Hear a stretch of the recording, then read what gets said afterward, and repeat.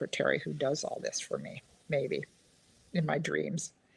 And they never want to go live at the same time. So I end up, the first part of this is always me talking about all the trouble I'm having making my technology work.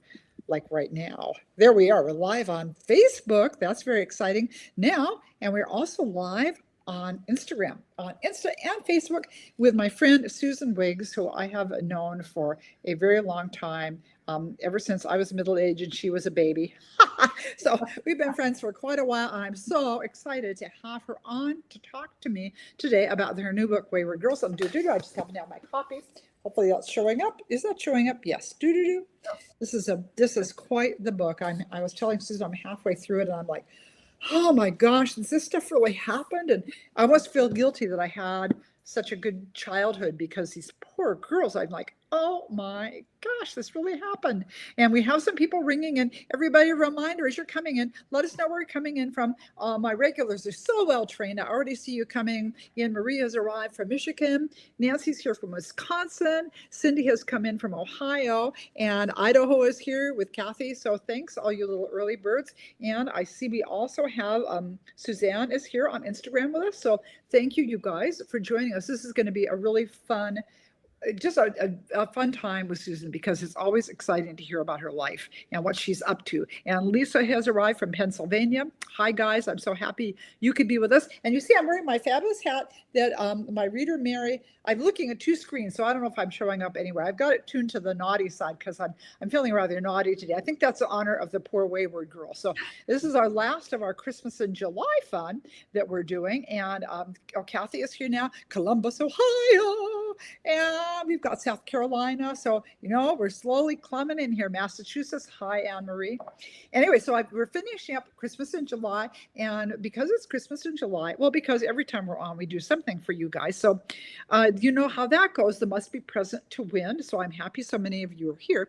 Susan is going to be giving away, when we're done, a copy of, hard copy no less, of her book, Welcome to Beach Town, which is a really good book. And I figured out, I actually found somewhere in the news the story that inspired that. I thought, oh, this is so interesting. So Susan always writes a good book.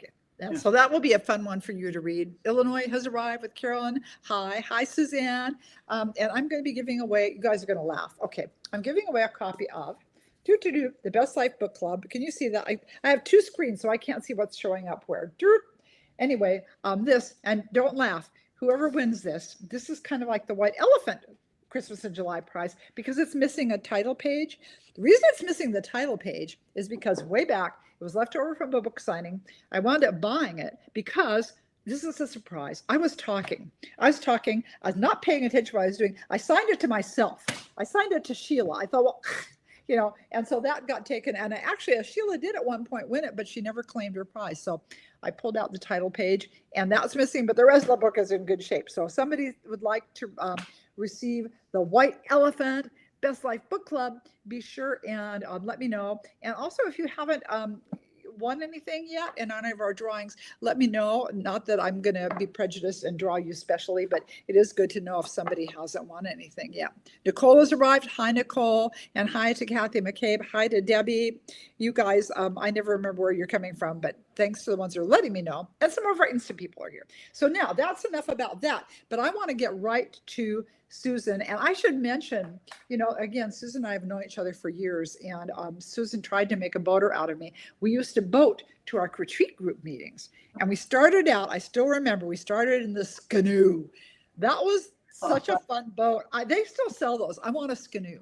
And you want to tell us what a canoe is, Susan? Because I say that people go, what's a canoe? It's a square tail canoe, and the back is squared off so you can put a little trolling motor on the back of that. And for some reason, we thought it would be powerful enough to, take us into the next town across the water. And we actually did make it. We did a number of times. So I remember a certain husband going, I don't think this is a good idea. Oh God, we lived to tell the tale out there. The big ferry boats. Oh my gosh. Susan has since, of course, upgraded to something a much more seaworthy. And I remember those commutes too, because she'd put me on the bow and I would bounce so hard because she steers a boat like she drives a car. She drives like a mad thing. And I almost knocked myself unconscious. I won't tell you with what, but going boing, boing, boing in this boat. Oh my gosh. Oh yeah, that was the Bay Runner. Yeah, that was Yes. a little runabout. And it was zippy. It was fast, but not comfortable. No. It was hilarious. It was great fun. So that's some of our past adventures. Oh, Jennifer, by the way, is that I'm excited because I added on a copy of Wayward Girls to my Brenda Novak book box. Fabulous. I know you're going to love it. It's just, it really is oh, wow. It's quite the read. And we're going to get to that in a bit. But first, I want to talk. Oh, and hi, Zephyr Hills is right. Hi, Debbie. To talk a little bit about Susan. Susan's just a fascinating person. That's all there is to it. But I remember a year when she'd gone through some rough stuff, and she said, you know what? This is going to be my year of yes. I'm going to say yes to every request. I think I talked to him into giving him a book quote too because of that. But I'm going to say yes to every request, yes to every opportunity. And this led to quite a few adventures. And you want to share just a little bit about your year of yes, because I think it's really inspiring. Yes. You know, I forgot all about that vow that I made, and maybe that means I need to make it all over again. I remember it. A really long time ago, like 15 years ago, and I was going through a divorce, and everything was no. No, you can't sign a contract with your publisher. No, you can't go do that. No, you can't, you know, everything was no. Everything was a big fat no. And it was just kind of a slog. And I made a vow to myself. I said, as soon as I get through this, I'm just going to say yes to everything for a year. And I think I pretty literally did. I literally did. People would say, how would you like to, you know, go to Melbourne, Australia and meet some writers and readers? Yes. You know, how would you like to, you know, learn to speak Spanish? Yes. You know, just different. Every time I turned around, I said yes to a new contract with my publisher, said yes to all my friends.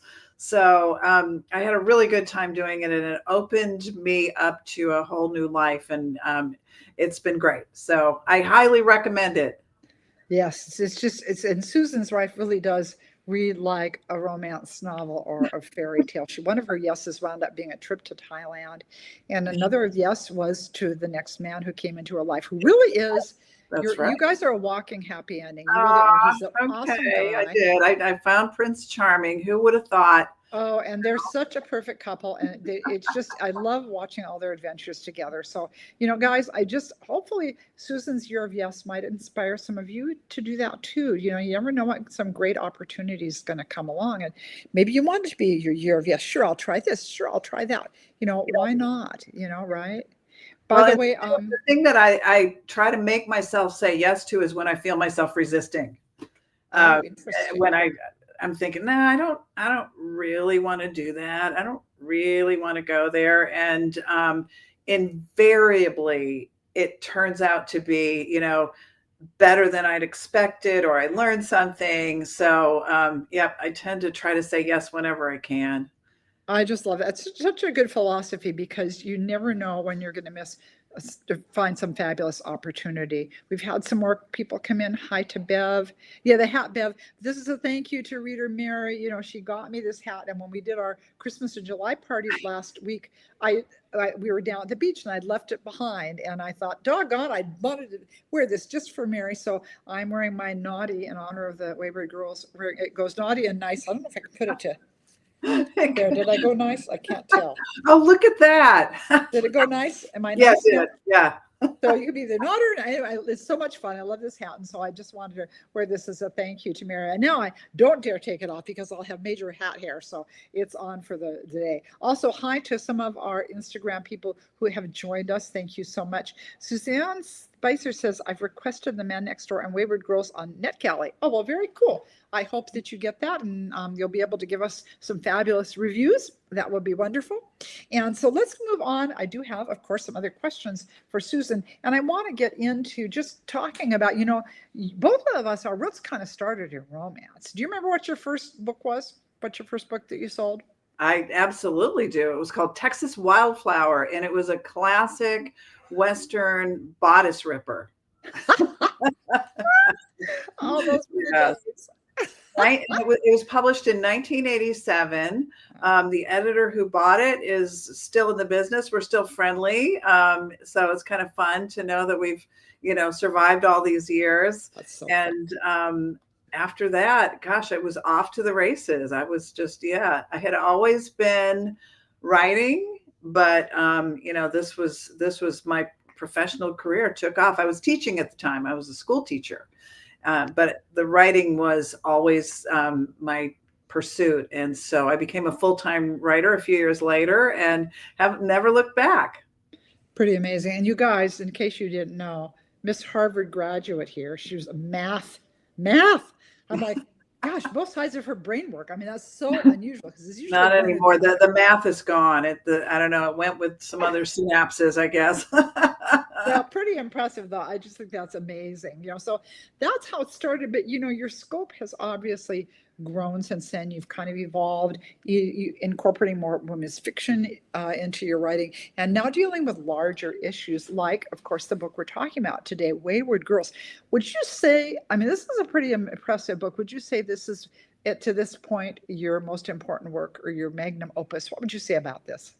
I would, and that's hard because when you're writing a book is always hard, no matter what book you're writing, and you're always pushing yourself and doing your best and trying so hard. But there was something different about this book. There was something that felt a little more weighty, and I don't know. It just seemed to feel like I've got to do this. I've got, this was one of those books that wouldn't leave me alone. I wouldn't leave it alone. And so, for sure. This one is different.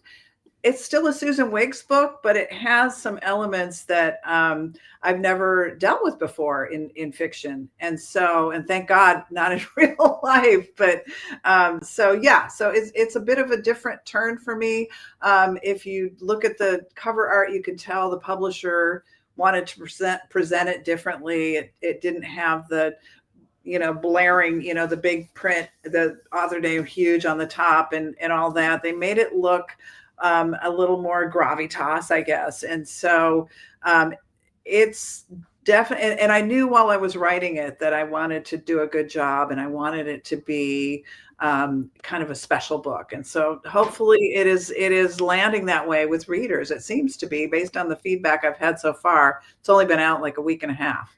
Yeah, it's brilliant. It's brilliant, and it's brilliantly disturbing. Actually, I'm told her, oh my gosh, it's hard for me to wrap my mind, and we'll get into that again here in a minute. The kind of life that some of these girls lived in, this so-called reformatory, and that this was really true. And because I had such a beaver cleaver life growing up in a normal family, and it's just, you read about this stuff and like, wow.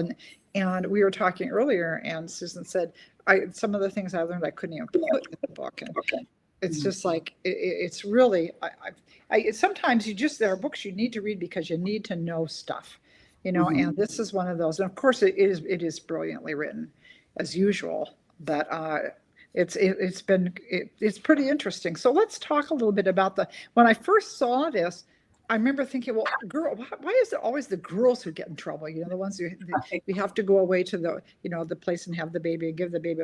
What happens to the wayward boys? I mean, how come it's always the chicks going through this? But then early on in the book, there also was like a reformatory, like what was that? A kind of a brother reform. They called them Father. Yeah, in Buffalo, they called them Father Baker's boys, and it was where they put boys who were orphans. They would put truant boys or something like that, but it wasn't anything like the experience that the girls had at the Good Shepherd, is what it was called in Buffalo. It's still there at 485 Best Street. If people are curious about what it looked like, you can go to my Instagram feed, and I think it's the top post there. It's pinned. There's a little overview of what it looks like today, and it looks basically like it looked in the 1880s when it was built. Oh, wow, that's just shocking. Now, I can't remember, did you actually get to go see it? I know our friend Jerry took a bunch of pictures for you. Had you seen something like that before? Yeah. So it was kind of it ties into how this idea even came to me, because raise your hand if you knew that there were Magdalene laundries for girls in the United States. Not me. I didn't know that. I was I very heard such a thing. aware of the ones in Ireland, the mother and baby homes. There had been some films. There was one called Philomena with Judi Dench, I think was the star. Anyway, there were some, but they always highlighted in the Magdalene Law, the Joni Mitchell song. She had that experience, and so I was vaguely aware of the ones in Ireland. But oh gosh, sorry. Anyway, I was vaguely aware of the ones in Ireland. I had no clue, and it was weird because my brother and I went back to our hometown, which is near Buffalo, little bitty town in Western New York. And we hadn't been back since we were kids, because we moved away when we were kids. I think I was 10 and he was 12 when we moved away, and moved overseas and never went back. But we were going around this little town, we were showing our spouses, oh, look, this is where this was our sledding hill, and this is the park where we used to play. This is our school. We went to our church, and it was a Catholic church, a really big Gothic Catholic church. And I bet everybody listening to this has had this experience when you walk into a place that, is so tied to your childhood, and especially a church. It really evokes a lot of old memories. There's something about the quality of the air and the smells and the sounds, the echo, the way they echo in a big church like that. And I remember I had, I guess you'd call it a recovered memory. I turned to my brother and I said, didn't you used to be an altar boy? And he said, yeah, I got to do it twice before we moved. And it was kind of a big deal when you get to be an altar boy. You get to wear the robes and everything. And he was the thurifer. That was the guy who swings the incense thurible, and it's got coals and incense in it, and it precedes the cross down the aisle at high mass with, booming organ music and everything. It's all very ceremonial. And I said, and didn't your sleeve catch on fire or something? And he said, yeah, I think it did. Yeah, I never thought of that until that moment. There was something. And so, and indeed, if you've read a little bit of the book, you know that this incident makes it into the book in a kind of oblique way, kind of a comical way. But we just started talking about the impact of the Catholic Church this would have been like 1970 or so. In the 60s and 70s, it was so much of a powerful presence, especially in these small towns, lots of Irish and Polish population there. And so I just started doing a deep dive, how writers do. Started with the library, and I read some books about Catholicism in the 60s. And then, of course, I went online. And the next thing you know, I have found an actual Magdalene laundry, one of at least 38 in the States. There was one in Seattle. There was a real bad one in Philadelphia and Albany. Anyway, they were basically workhouses for girls who didn't fit in. Maybe they had an unplanned pregnancy. Yeah, another thing that my brother remembered, and I don't think I remembered it, but he said, yeah, we had a babysitter who went away. And back then, if you were a girl who went away, it was because you had an unplanned pregnancy, and you probably, came back like a deflated balloon, And so it was the way that we treated young women, and sadly still do in some respects, was just appalling. And I did the research, and I thought there's such a story here, and I wanted to be, but I wanted it to be a full circle story. And so, fortunately for my writer's brain, it took place in the state of New York, because that's one of the states that removed the statute of limitations for people who suffered harm, years before. It used to be, you would, I don't know, you had like 7 years to report a crime or something like that. You were outside that window, you were out of luck. But the state of New York, and some other states too, have created, they're called look back laws, the Adult Survivors Act, and the what else? I can't remember the initials for it, but anyway, you could then find justice that way. And so that's another reason that the book was able to span 50 years. I can't believe a Wow. book that took place over 50 years, but it's felt like a whole journey to me, and a whole, Wow. and so I'm really proud of it. So thank you for letting me blabber on about Wayward Girls. No, I mean, it's an amazing book, and it's an interesting pocket of history that, some of these dark pockets need to be opened up and looked into. And I love that. I'm glad that they have repealed that, because I mean, I do believe that in the next life, everybody's going to get what's coming to them one way or the other. But you kind of like to see justice done in this life. So the fact that they are looking into these sort of things now, and I was just looking because I remembered there was a big old mansion place in Seattle, and I remember driving by that with my parents one time and asking my mom, "What is that?" And she just kind of glossed over, said something. "Oh, that's a place for," I think she said, "for naughty girls." Was it over by Wallingford? It was the Margaret Florence Crittenden home. Oh, And, okay. Okay. and Yeah. it might be they a were different similar. one than Wallingford, but this one, and looking, and I'm just looking, doing the AI overview, and they're just like, no, it was a place for women who weren't married, and they would go there and give up their babies for adoption. And so it Mhm. doesn't necessarily say it's a workhouse, but you don't know. I mean, it just, some of these places were like wrapped in mystery. They It's were. just like there's this big house. We don't really know what's going on there, but you disappear in there conveniently, and I just thought, gosh, I don't know if that was one of those, or if there was, what you said, do you think there was one in Wallingford? Yeah, there was a picture of one that I found. It's not there Uh-huh. anymore, but I found, and it looked like a big Gothic thing. And apparently, it had two sides. It had a side for that was maybe just a school, but another side for the naughty girls. Yeah, The this is, naughty I don't know if I side. can hold this up. Am I getting that on the screen? That Yeah, kind of looks like one, doesn't it? The big it old Gothic does. looking It building. totally does. Yeah. Like, so it's, oh my gosh, it's so interesting. And Mhm. it's just sad how sometimes we think we're going to fix people by torturing them. I'm not sure that's really worked on making anybody's life better. I'm just not sure that's the way to go about fixing people. Oh, I Oh my gosh. know. I know. Oh, it's But I bye to but Susie. I also wanted this to be there. I wanted it to be a real story about real girls too. And there's something about teenage girls. They have this irrepressible spirit. You Mm. can't keep them down.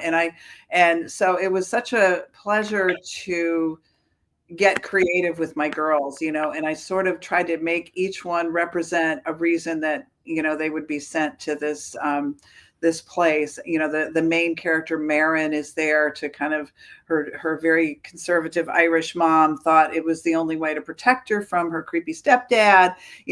Everybody had, their backstory coming to it.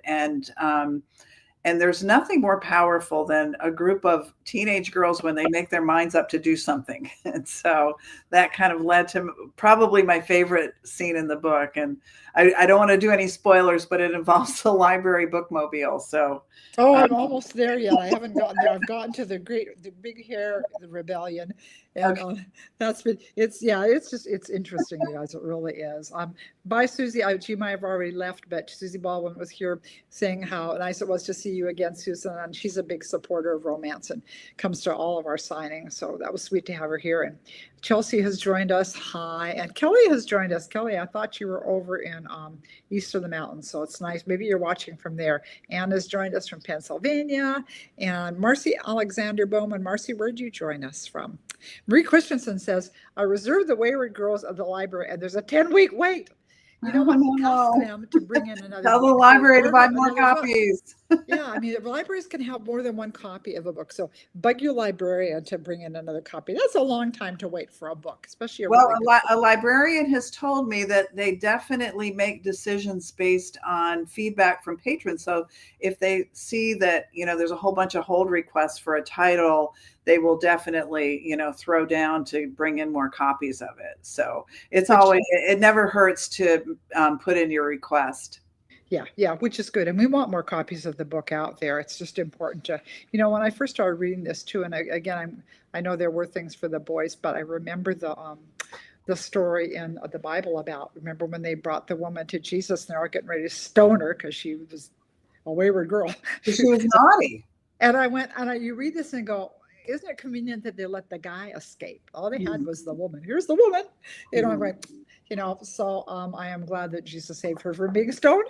But it's just like, that just seems to be sometimes there could be a bit of a double standard. And it's nice to see us hopefully kind of moving away from that. And these kind of things that were being done in the past are being rectified. That's just, oh my goodness, it's really something to read. So I'm happy to see that we're looking back at some of these things that have been done wrong. And well, that was not the right thing to do. So it's really good. So I want to ask you, how long did you spend researching the book?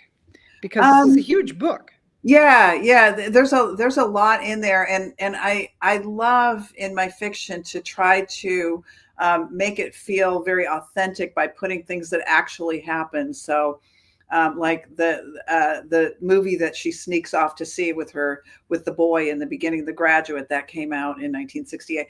I try to make those things really happen, and so that meant that I had to do a pretty deep dive. It's historical fiction, but it's in living memory. And so a lot of it was online, a lot of the pop culture. I know you love music, Sheila, and I had so much fun listening to the old music of the time. And in fact, there's a reading group guide on my website that goes with Wayward Girls, and it has a playlist.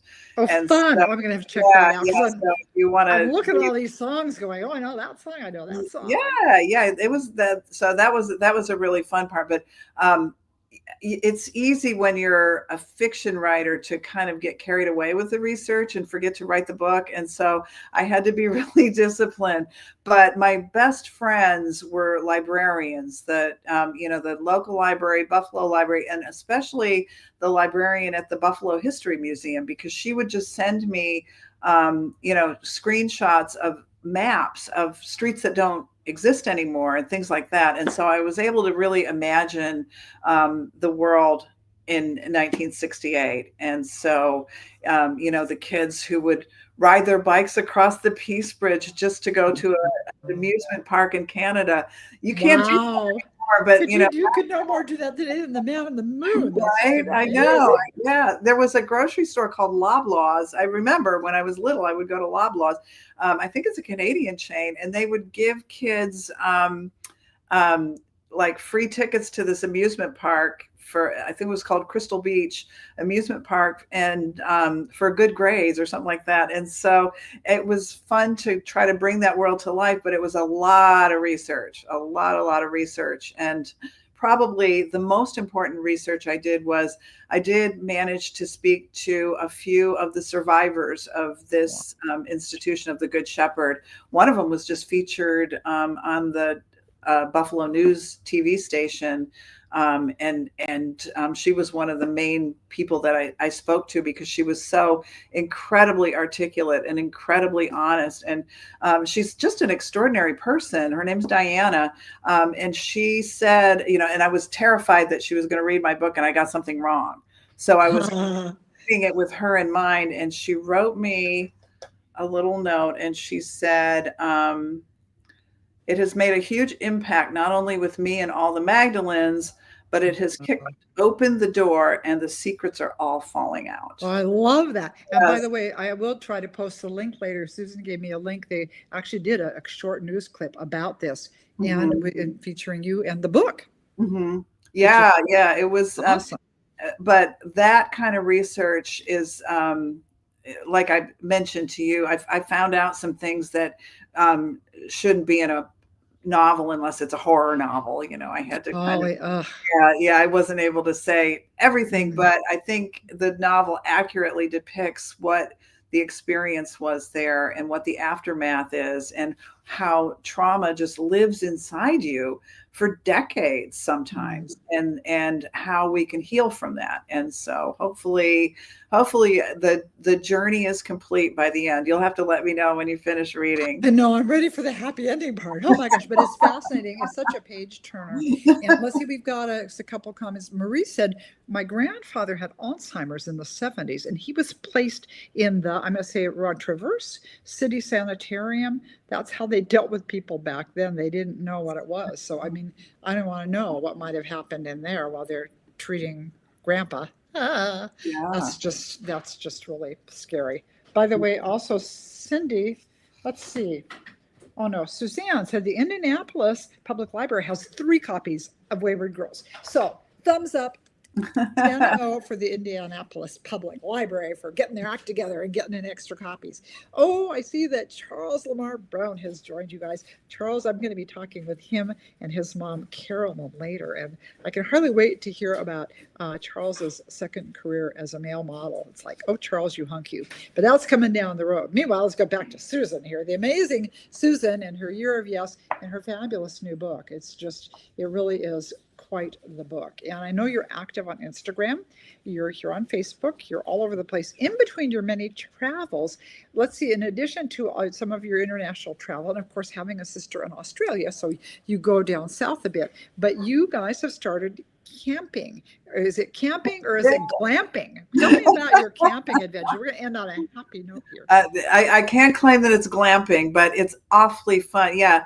During the pandemic, like everybody else in this country, we got we started to feel a little shut in, a little hemmed in. So we got a camper. It's a camper van. It's a whole house on wheels, basically. I love that. Yeah, but so we've been going to national parks. We've been going to beaches. We've driven from the Midwest out to here because we had to actually go pick up the camper in Iowa at the manufacturer. Oh, golly, what an adventure. Yeah, so we've been having a lot of adventures, and what I love the spontaneity of it, and because we don't have to, you don't have to pre-book anything, you just go. Yeah, but don't you have to book campground lots? Or you guys way out in the wilderness? You can, but this one is designed to be off-grid. We can kind of go anywhere, and all the facilities still work. And ever since we got a satellite, so we have internet no matter where we go, which is lucky because we almost ran out of gas in Death Valley and there was no oh my gosh, I know there was no cell signal, and so we were ready to link up to the sky and summon AAA, but we limped in with, I think we had like 9 fumes of gas in the tank. That is terrifying. Oh my god. But no, it's a lovely way to see the country, and I travel internationally so much that I forget that it's there. We have so many beautiful places here. Beautiful. We do. The U.S. is a big, beautiful country, and every part of it is different. It's kind of like somebody says, "Well, I know what the U.S. is like because I was," and then they mentioned the one state they went to. It's like it is so much more and so much bigger. There is, and so probably our nicest trip was to Canada, and we drove up through British Columbia almost to Alaska. It's a Canadian coastal highway or something like that. It blew my mind how gorgeous it was. So what an adventure. Oh my gosh. So it was really fun. Susan is having adventures, but she's still writing, guys, which is just so cool. So we don't have anything immediately on the horizon, right? But there will be something at some point in the future, correct? That's correct. I co-wrote a screenplay with a partner, but I can't say anything because things are happening, but nothing's happening, which is the way that world works anyway. And I'm cooking up a new story. And people always say, "What's your favorite book?" And I always the newest one. Yeah, I always say the next book, the one that I haven't spoiled for myself by writing it. I do. Yeah, I love it. Susan, how did you have a way you say that too? It's like something about it's really great in my mind until I write it down or something. Yeah, exactly. I know it's so perfect. I don't want to ruin it by writing. So then I ruin it by writing it. Oh my gosh. So yeah, it's a never. Well, and for me, writing really is writing. Well, here, I'll show you. I know Sheila's seen many examples of this. This is what my book looks like. In first draft. I still write everything out in longhand in notebooks. It's part of I've tried to eliminate that step, but it seems to be part of my creative process. So it's not super efficient, but I think it's because there's no delete button and it makes me commit a little more, Oh, that's interesting. That Not makes sense. I can see very, that. yeah, it's way too easy for me to write, and then delete, you know, and not really commit to an idea or a direction. And so when I'm writing it down with my pen and ink, it's not going to go away. It's going to like haunt me no matter how bad it is. You will finish this book. By the That's way, guys, just a reminder here, we are going to be giving away a copy of Susan's hardback, Welcome yes. to Beach Town. And I'm giving away my little white elephant a copy of the Best Life Book Club, which is not a hardback, but that's life. Hey, they're free, right? So if you're interested in one of those, please post live here and let us know. And I'm also trying to keep an eye out with our Insta people. If you are like that, now would be the time to post, because sadly, it's things on Instagram don't always stay up like they do on Facebook. And also, by the way, on Facebook, they are no longer keeping things in perpetuity when you do a reel like this. And so this interview will be living on YouTube. And if you missed it or any of it, you can watch it for a while on Facebook. If you're coming in late, it will also be up on YouTube for a while on my YouTube channel. And so you'll have a chance to hear more. And if you missed the first part, you really do want to hear that too, because again, I just think some of Susan's philosophies of life are very inspiring and encouraging. And you might want to have a year of yes, just like she did. So Marie says, oh, I miss camping. Sold my trailer a couple of years ago. I really want a schoolie. Do you know what that is, Susan? A schoolie? No, a school bus. Are you talking about maybe a school bus? A school bus? It's a short bus converted into a camper. Oh, that sounds really fun. What I want is a cute little Airstream like Brenda Novak has. Oh my gosh! When I was down there, and I know you've been with Brenda and seen her. Yes, she brought it to Bremerton actually. Bookstream. Oh man, I so wanted one of those. And of course, then I looked at the prices and well, maybe not. And they said, no, you need to have it undercover. And here at our beach house, we don't happen to have a garage. So I'm letting go of that. But boy, those are fun. I don't know. Someday maybe I'll get a camper, but I have a feeling that my idea of roughing is going to be when the motel pool is not heated, and I might stick with that. At this point in life, we can be dangerous on the road, so we might not be doing that. But anyway, I need to let Susan go. She is busy making all kinds of things from her garden, including corn chowder with fresh corn from the market. We're enjoying that summertime stuff. And yeah, Eileen just came in late. Eileen, thanks for coming from Michigan. Do hop on over to the YouTube channel or bop on over to Facebook so you can see the whole interview with Susan, because it is really interesting and I know you're going to want to know about this book. So Susan, I'm assuming we can find this book anywhere where books are sold. If it's not in your local indie store, ask for it, right? Thank you. Yes, please. And Susan is on Instagram just as Susan Wiggs, right? Yep, Susan_Wiggs_.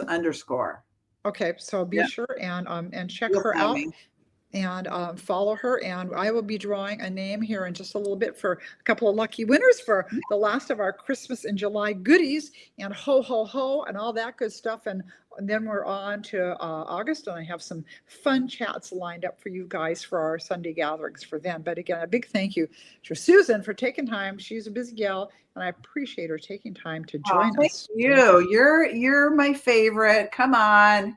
Yeah, you're full of it, but I'll take it. Okay, well, thank you again. And thanks to everybody who logged on just to say hi. This has been just delightful. Yes, thank you everyone for joining us. We really appreciate it. I hope you enjoy the rest of your evening, everybody. And again, thanks, Mary, for my fun little hat.